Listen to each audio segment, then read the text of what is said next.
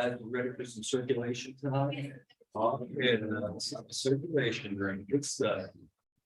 All right, so how's everyone's circulation going these days? Pretty good? Yeah. Ready? Oh, boy. All right, so this is like more of a group conversation, all right, so, yeah. Let's get going. What's,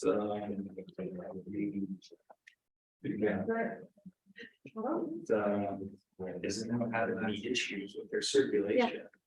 ILL requests, any issues with your circulation, like ILL requests or holds queue, any of that fun stuff people are dealing with?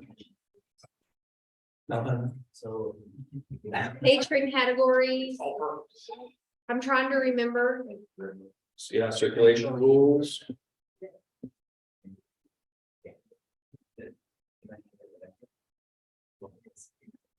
I thought of a question that would have been good to discuss in someone's presentation yesterday, but can I remember it? My brain is still back on the presentation I just gave, so. Cataloging, I haven't moved on to circulation yet. Y'all need help. What circulation problem, like, is there anything that you love about Koha that you wish patrons could do? Maybe we can look at bugs. Oh, wait a minute, Mike is coming.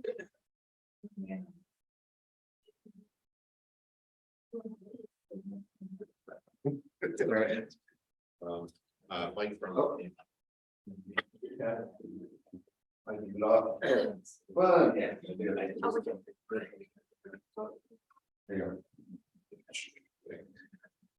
Mike from Ocean State Libraries, and so we have a kind of a unique situation that doesn't exactly work in Koha.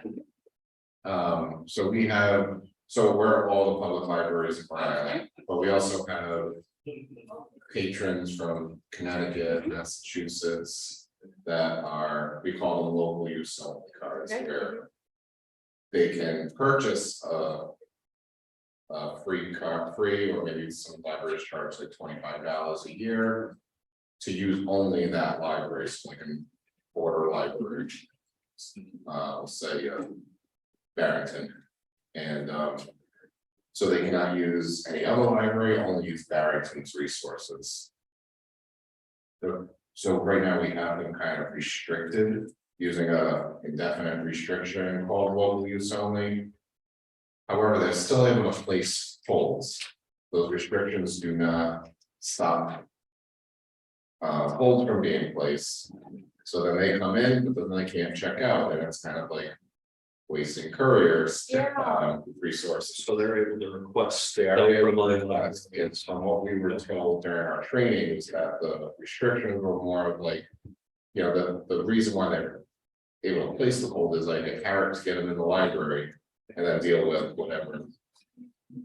So actually, not just local use only, but even if someone is restricted because of an overdue, they're still able to place holds. So that's like a two for here. yes.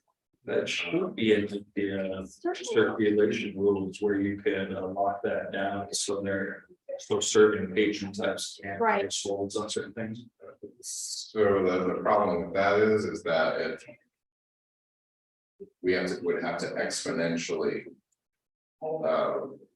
add circles for those, because it's gonna be, it's gonna be local to that library, or excluding on every other library circulation rules in the 72 branches we have total. So one thing that I wish the circles could do is to be able to have multi-select I-types, multi-select patron categories per rule, so we can do an exclusion. So we only want residents, like resident patron types, Juve residents, able to, yes, place holds. And then like have only local use only for that library, place holds and make it local. You know what I mean, like, you can only use that library's resources. Yeah, restricted to a specific location, Right. yeah. You like that possible. Your consortium is doing that. Some with the prison Yeah, exactly. library. When you first started with prisons, they were only able to request from themselves, but they couldn't see the stuff from the other places because they were locked out of there, so, The problem would be. His is just, let's say you have a library of 30.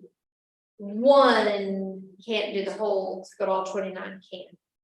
Right? Is that kind of the scenario? Like, the majority of your patrons can have everything and do, Yeah. but it's just this one specific group. I feel like this is a jQuery, just when they log in, they don't get to see the option. We would love it also with the restriction, we kind of do the restrictions so that they. Only staff can check them out, so they're blocked from self-check, because we don't want them to like. You know, if the library has self-service holds, they can just place a hold from another library and then. Speak up to the self-check and check it out. Another downside is they don't get auto renewals, they don't. You know, and everybody else does. Yeah, And we would like for our local use only patrons to be able to place holds, but only for.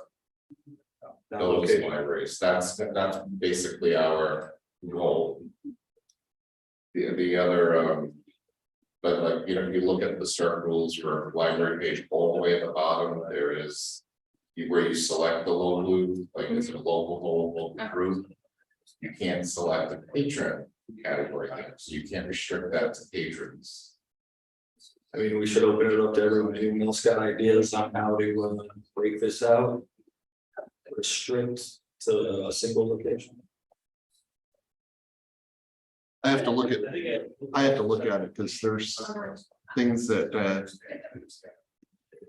sound familiar, but I'm not sure. I feel like it's possible with what it is now, just forgetting the exact setup you would have to do.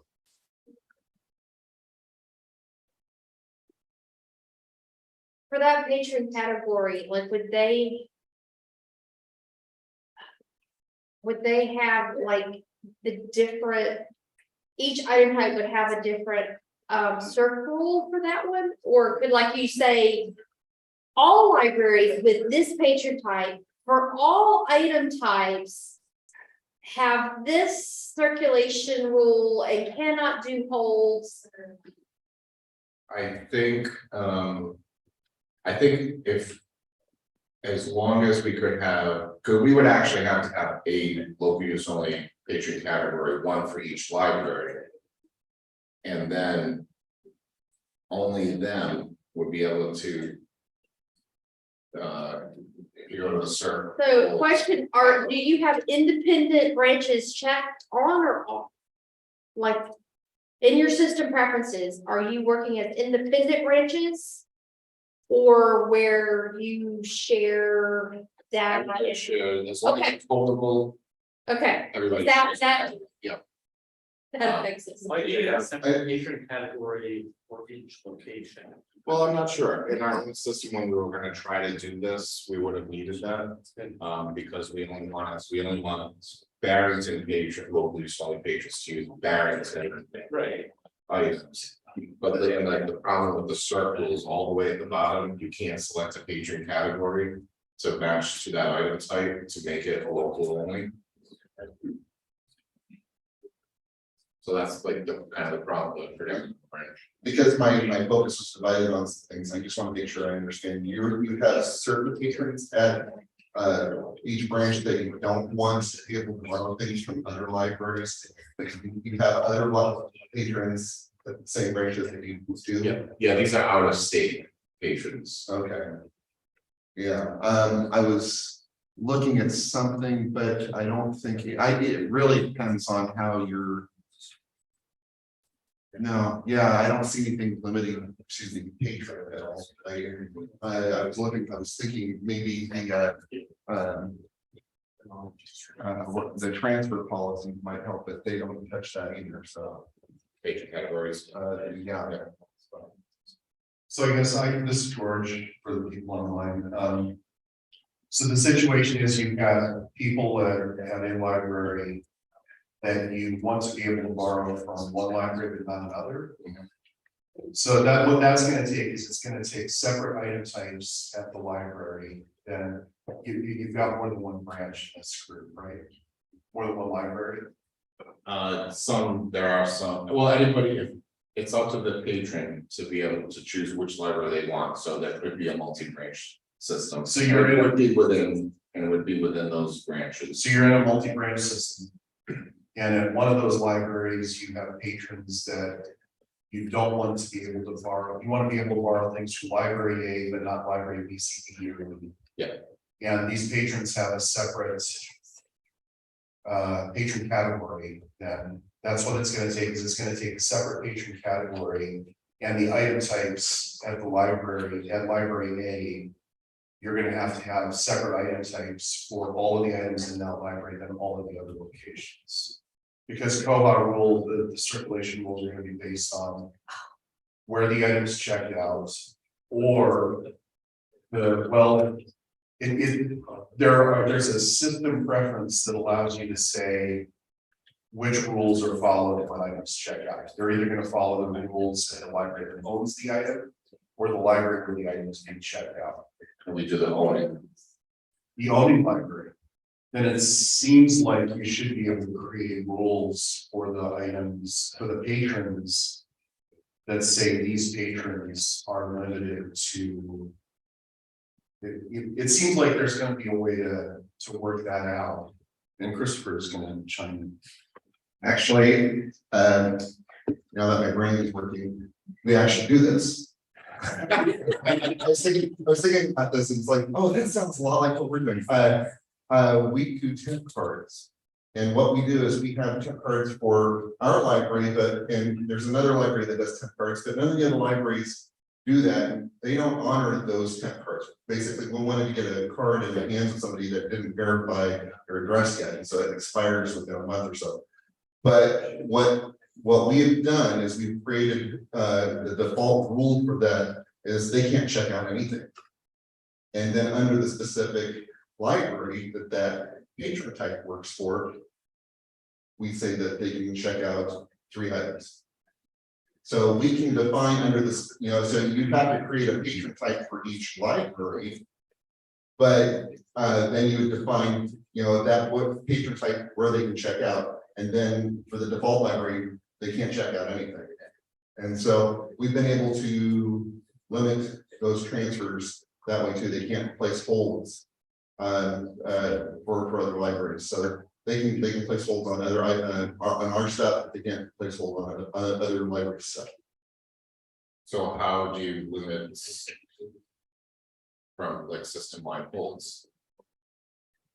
Well, like I said, in the defaults, they can't place holds. But if we go to the individual rule for that patron type, we can define the holds for that patron type there. So we can do that. We can say that this patron type can't do certain things for the system overall, but we can define what those rules are for the specific library. Okay. This is going to rely on a couple of things, and it's going to rely on whether the circulation rules follow. In your case, if they're following the rules of the library that owns the item, then you just need to define the rules for circulation to patron categories at that specific library. And you're going to have, like Christopher says, an all libraries rule that says this card can't borrow at all. And then for the specific library, you're going to need to say that this patron category can borrow at this library. But it's also going to depend on and this would not work in my library system, because when an item gets to a library, it follows the rules at that library regardless of what the rules are. So that would not work in our system. But it also requires the request rules to be set so that the request rules follow the rules at the library that owns the item. which is probably what you have is if you're doing circulation that way, you're probably also doing hold rules the same way. But if your hold rules are different, then it's going to change the way you support. Okay.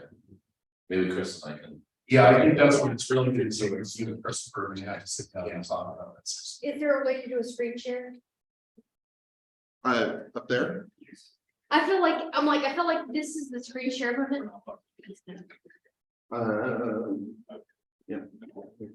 What do you? No, can you show us? Oh. Like the circle, like where you would go, what, because you're speaking a different language. I'm speaking in generalities too. It's been a while since I looked at our actual templates. So I have to take this off. Yeah, we don't. Okay, Yeah. Well, that just like, this is how these things go, people bring questions and we Yeah. kick it around, you know. well, and this is where the disadvantage of live versus online, like online. We would have, we would have. But he would've- 10 minutes ago. He would have shared a screen and then we could have watched and then someone else would have shared their screen and. Oh, I just wanted to backtrack on the first issue you brought up about blocking the whole restrictions. There is a bug. It's 32337 requesting that feature, but it doesn't look, it's only got 3 feet, so we can do better than that.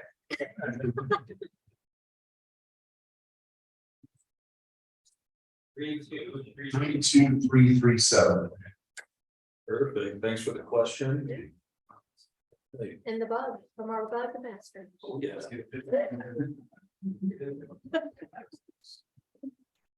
All right, we'll just throw a question out to you guys, like how many of you, do all the branches have the same circulation rules, like all your libraries, or are all of them? That's cute. All right, Ours are not as bad as yours. just too big now, we can't. But- can't survive. The majority of my libraries pretty much all follow the same. There's just, but it again, all of my small libraries don't care. So they like everything uniformity. It's my big libraries, and especially my academic libraries, that they care a lot. And it's mostly because they've got more patron categories, like they need more patron categories, they need more specialty stuff, which requires more rule. Everybody else is just pretty much all items, 2 weeks. Nice and easy. When I worked in Lakeside County Library for Development Consortium, there was one school library in Clarkston, Washington, that had one circulation rule. All items, 2 weeks, no fines. It was my favorite library to work with as far as circulation was concerned. Hi, this is Avery from Clams. I was wondering if anyone has experience doing a self-check-in. Because we just had a library, it's our community college, started a small aviation library that's self-service. So self-checkout and self-check-in, but we have a perk with the self-check-in where it keeps saying the items are all owned by our central office, which is like a WeWork kind of thing, so that's not where those. Sending them in transit. Yeah, so every time they get checked back in, they're in transit back to the home office, which is where they live, but that's not where they live. They live at the aviation library. I'm sure we haven't looked too close into it. Look at the user, it's so that one, it's probably sent it to the wrong branch. The self check. The self check user. On using, this is a particular thing with this one. Oh, wait, Mike, So if you are using SIG, so if you're using a third party vendor and not Koha checkout, you can define the SIG file is pointing to a Koha user. So you can define that Koha user branch, and you can define that SIG accounts range. And we actually use that both for the routing issue and also for statistics, so we can get I'm acting like I'm the one who set it up. Brendan set it up. I just a lot of things. So it is the home, It's like, Wait. the SIG user, Sorry. we do have the SIG user, home library set as the college. So it should, Can you look at your certificate? I can't. yeah, what's, You can, sounds good, you can. what's the actual user account? It's necessarily what's in the actual SIP config we found. There can be some discrepancy. Yeah, one bar, remember? The user I say how much already used, how much going forward. There. So it is for. But for some reason, so it might be in VisionWare software. It could be too, yeah. I find a murder possibility. Hi, this is Emily from Montgomery. I was just wondering if you guys had double checked the items that this is happening. First, see if they're putting it in transit back to the central location. That sounds like maybe the item has the central location set at its home branch. If you guys have that, like, system preference, I forget if it's a system preference or a circle, but to automatically send everything to home branch, that's what I have to check. The other thing I would check is to make sure that the staff that are logging in self-check station are using the SIP credentials you think they're using. That is another thing. Because if they're just using the SIP credentials for the main library, that would explain the situation. Yep. If they're using the wrong credentials, Yep. then it's gonna go to the library that looks like it's used. Thank you. Brendan has. Just for, just real quick, back to the previous question about limiting the holds. I looked and I lied. They can place holds, they just can't check them out. They can't circulate at other libraries with the way we have it set up. We limit the number of holds. But, and so We would like them to place holds, but if they're only getting them from. right, yeah, and then that setting isn't there, so. Because that section at the. It's not gonna get your holds. That's okay, that section at the bottom where you can't assign a patient categories. No, you can assign a patron category for the checkout hold policy by patron. But it doesn't, you can't stay limited to a specific branch.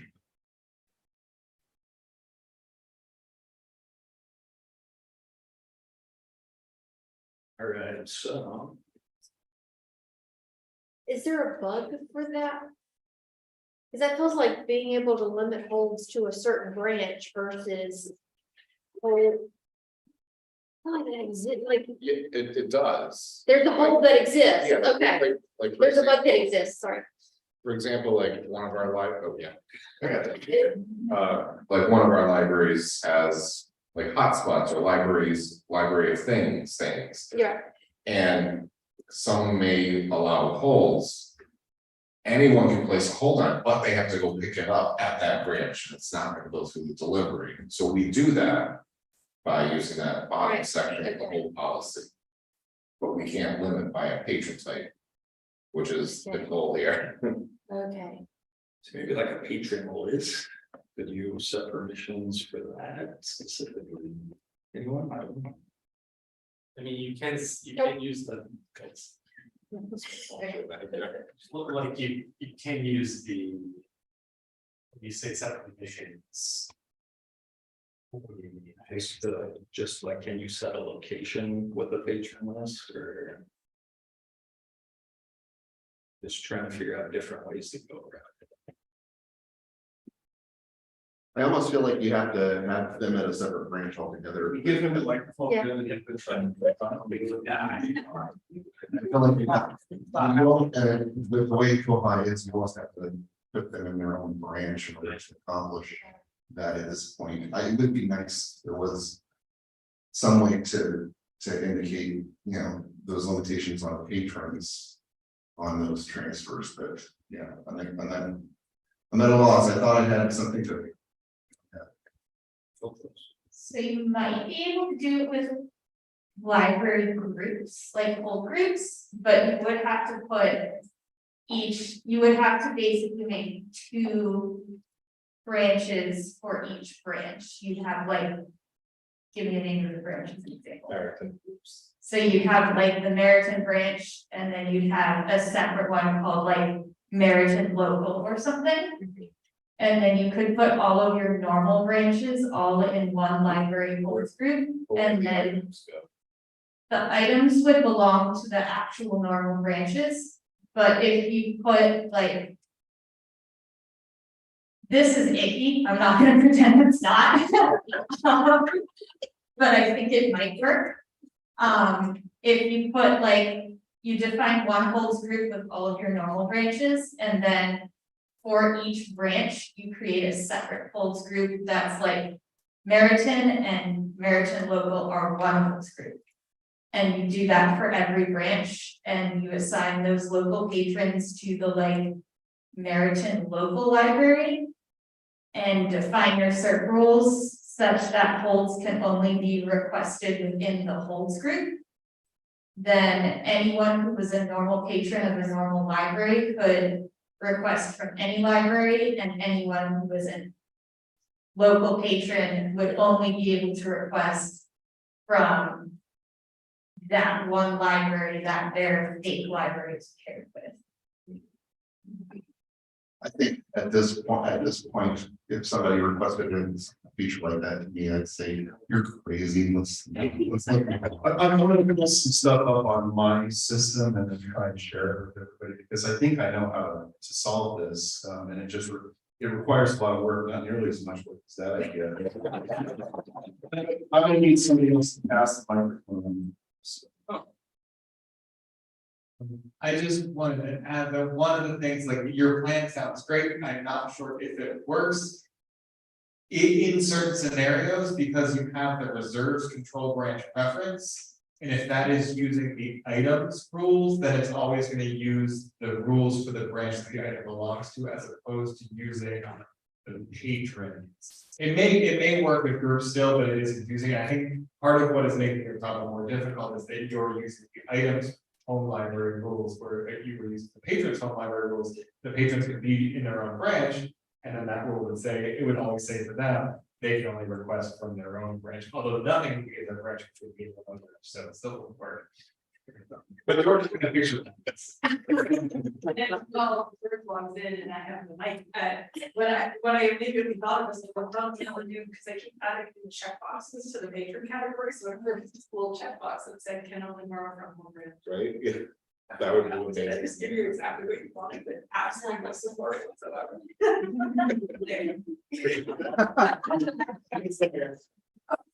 I tried to follow and told you to add a checkbox in the patron category that says can only borrow from home branch. Or cannot place holds. Actually, I'm logged in on my computer to the wrong Zoom account, so I'm not gonna be able to show my screen. So it's not even matter, I'm not gonna be able to pull up the screen share. But I think I know an easier way how to do this, so I'm gonna give you my cards. You guys can send an email later. And maybe a week after this conference is over, I'll have time to do this.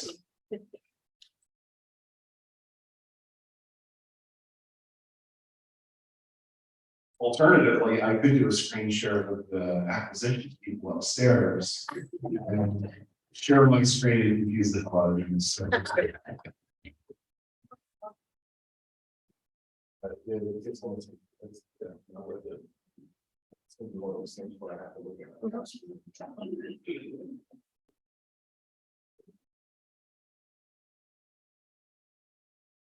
I have, this is Jason, okay, I was in about what we talked about if we want to move on. I was looking at my CPs and some of the circulation categories, so talk about it, right? It's bug 22780, hard loss items that return map to lost data instead of context where the transaction took place. That sounds fun, right? But the basic idea is like right now, statuses, do things like. If you put it in lost, you can check it in and go unmarked loss, that sort of thing. But it's because it's in that lost authorized value category, be a whole lot nicer if we could define exact behaviors for everything that we're letting go. So like, if I could say this status, if it's gonna charge the replacement cost or not, is it gonna check the item in on or not? Like, is it like gonna come off when I check it in? And I know we talked about this in the past. Like it would be a whole lot nicer to and like more user friendly if those could be defined by the user rather than being constrained by how the system works. And I know that's probably a huge can of worms, but the ticket's out there, so that I just heard. We just need another YAML system preference, that's what I want. Yeah, well, I think I'll say JSON because that's Kyle's current. Wow. You know, maybe it was a big pain in the end. So pretty much like to, prevent fines from like automatically. Yeah, and somebody had put in the ticket and then I commented on it, so like. There's just so much stuff that the statuses do, and it depends on which category you pick. So like, for example, not for loan statuses, if you make it negative, it can have holds on it. If you make it positive, it can't have holds on it, like, it's just. That's confusing. It's stuff you have to know how to use it correctly. 22780 is the bug number. So it would be nicer and probably harder for the operation if we had users to define the behaviors of the status. I like the sound of your stats. Yeah, is there another thing out there? Okay, hold on. There's at least this one, been looking for another one. Yeah.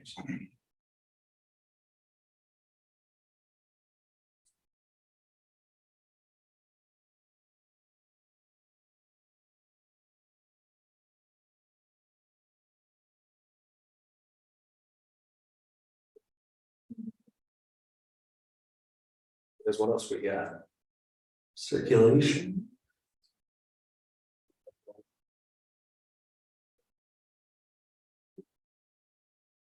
Just did this yesterday where I pressed unmute it and set a low battery, but then I pressed it again. You want this one? Yeah, this one says it's got a low battery. Okay, here.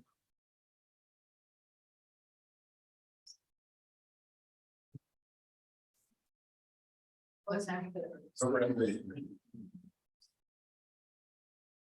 I also have a bug that I'd like to draw attention to because it is in the dreaded in discussion status, so we need some discussion. It's bug 27992. It's a bug to add more functionality to the mark local use with a statistical patron feature, so that whenever you mark a local use on an item, it will do nice things like if it's lost, mark it as not lost, track for holds, stuff like that. But it's waiting on more input about exactly what it should do and how it should work. So if folks have opinions on it, it would be awesome if you could get on the bug and comment on what you think it should do, so it can get out of discussion and happen. What was that number again? It is 27992.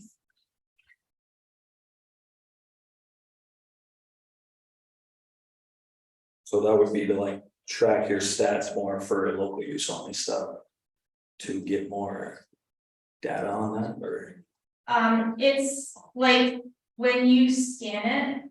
Like right now, if you scan it and the item was marked as lost, it's obviously not lost, you have it in your hand, but Koha is still going to think it's lost. And it won't tell you if there's any holds on it or any other weird statuses. So it's an enhancement to make it do those things. To have Koha automatically realize, hey, you have this right here, it's not lost, also go put it on your hold shelf. What was that number one more time? 27992. Oh, got it, okay. And by the way, George, I have our koha-US demo instance shared. I'm good, Okay. Well, if anybody, if we need to look at anything, we can put it up now. one thing I'll mention though is that, when I'm in these meetings, at the very least, I go through and, anytime somebody mentions a bug, I try to add it to the, koha-US bug, feed, which is at bugs.koha-us.org. Say it again. There is a koha, I don't know, I have to look it up now that I've said it, I don't think that's right. So I'll look it up and I'll say it and then just.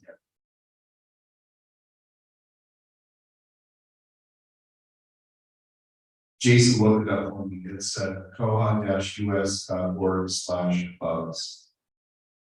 I guess I tried to make it as simple as possible. Can you, if you go to the koha-US site, is there a way to get to bugs just from there? Which menu is it? Under there. Okay, go to share and then. Not Bugzilla, It's But- there, and then there's the bug feed, Bugzilla, and the community dashboard are also there. okay. I don't think. I can repeat myself, so if you go to koha-us.org and then under the share menu at the top, it drops down and there's bug and that pops out to the right, and you can go to the koha-us bug feed, which is what George was talking about. But there are also links to Bugzilla and a community dashboard, which is the one that has full staff tracking and stuff.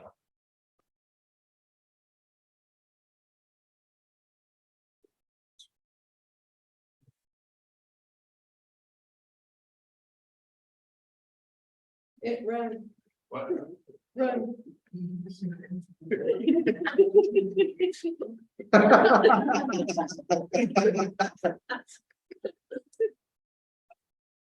There wasn't the 7.2.740, but it was similar.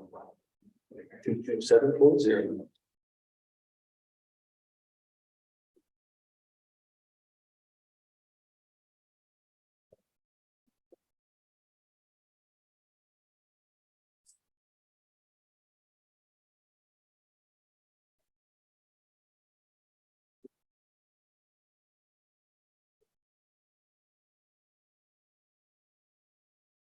I thought Steve was gonna have Nick solve the problem live for the rest of them, they're just sitting quiet talking. Something.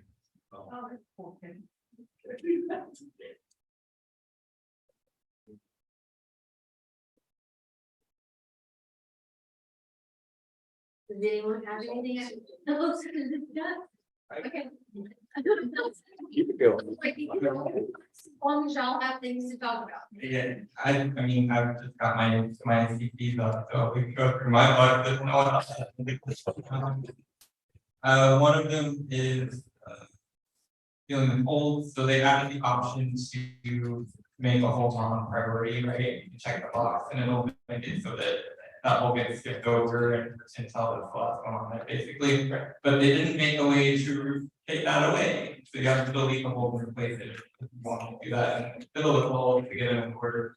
So there's a bug out there to add the removal of non-priority status of hold, and that is 29327.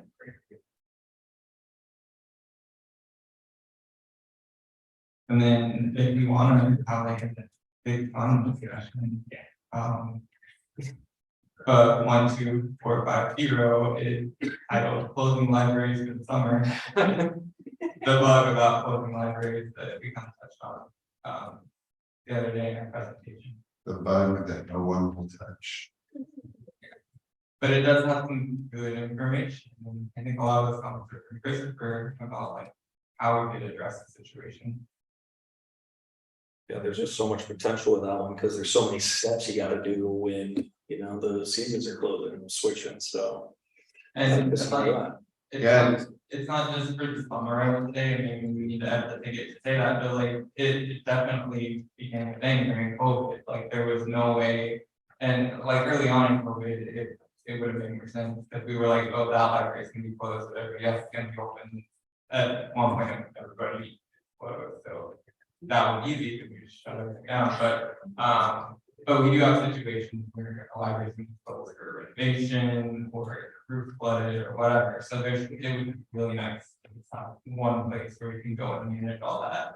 Some sort of UI where it's like, yes, they're still doing hold, but no, they're not doing local checkouts or something like, yeah, a management page for that sort of thing. For everyone. Yeah, I mean, it would be nice to be able to go into a branch and just say, hey, it's closed. And, you know, define whether it's a specific, for a specific time or when, how much you need to shut it down. You know, but George and I actually did a video, last season, I think, on closures and the different ways that we do it, because he does it a little bit differently than the way I do it. I found some ways where I can do it, and it's not as complicated as it was when we first got into Koha.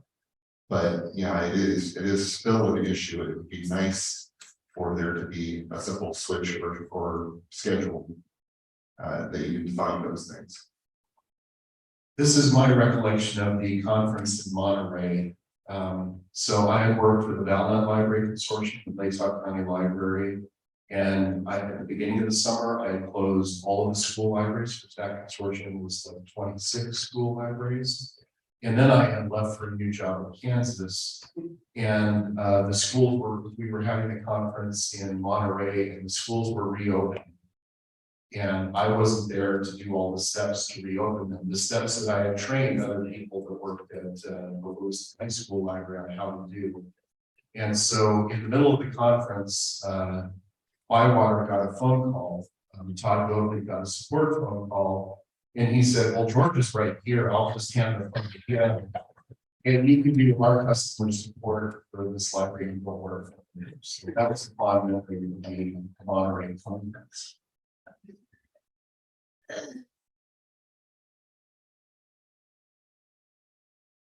This is Michael from CPLS. There's another bug that it's only got 5 people on it. And I wonder if more people may be interested in it if they know about it. It's bug 18676, and that's optionally delete fast add items and records on return. So a lot of library, some other ILSs have the option where if you've got an ILL item, when you check it in, it can get automatically deleted. Koha doesn't have that option. A lot of people use the fast add for ILLs. And so there's talk about a system preference on you could set it to always delete, to never delete, or to send a prompt to ask whether you want to delete or not. And I think that would be a great addition. So if other people want are interested, add yourself to the CC list. I'm gonna look for it here, but something that I'm pretty sure I filed a book about was the idea of being able to define more than one fast add framework. Because we have some of the libraries that the staff need to do a fast, that's how they add their magazine records. And so we have and then other libraries in our system, that's how they add their ILO records. And it would be nice to have separate fast add frameworks for both of those. The nice thing about the fast add framework, if you don't use it, is you can give somebody fast add permission to use the fast add framework, but not permission to use the other frameworks. And so only having one that I can give permission to staff or limits my, it means I have to use that one for legal purposes, so that the staff that don't do full catalog can still add magazine records and I don't know what it means. Fast add means to be fast.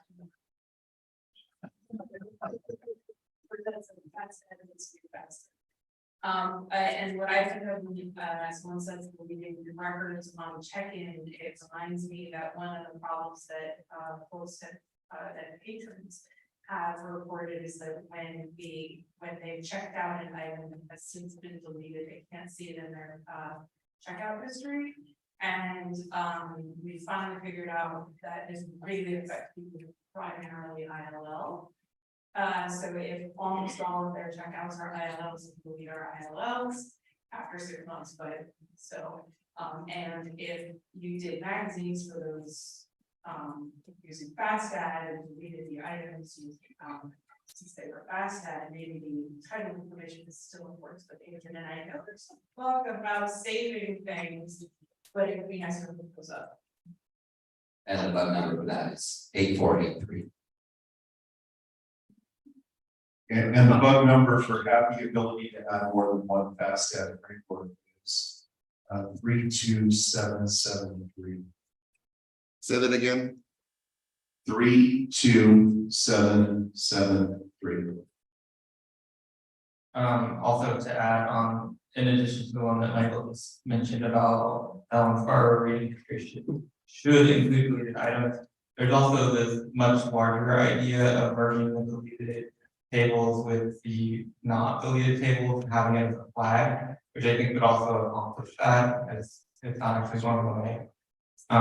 That's bug 20271, which is also in the dreaded in discussion. That is, but has 40 PPs on it. So it's got a lot of there's a lot to talk about there. And I know we discussed that.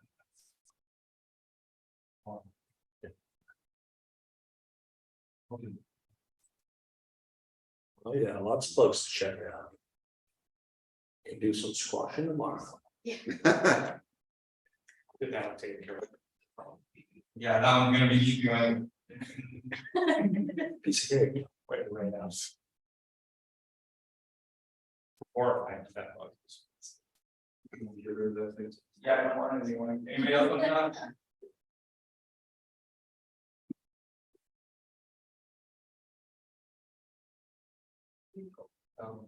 There's something in the Zoom chat. Oh, what we got?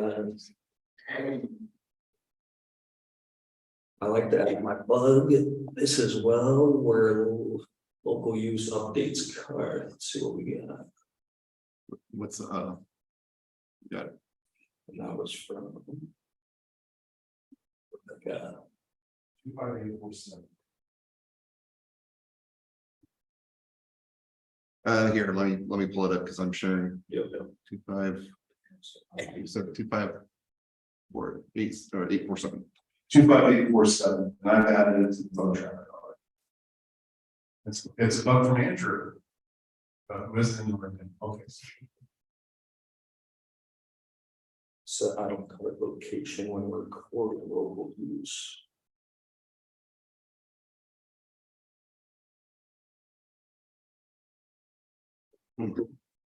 Oh, that's an interesting idea. I believe. For those of us that can't read this small writing, what does it say? It says set item cart location when recording local use for statistical feature. So when you if you're using the cart feature, then that would mean when you currently it doesn't go to recently returned when you do your house check-in.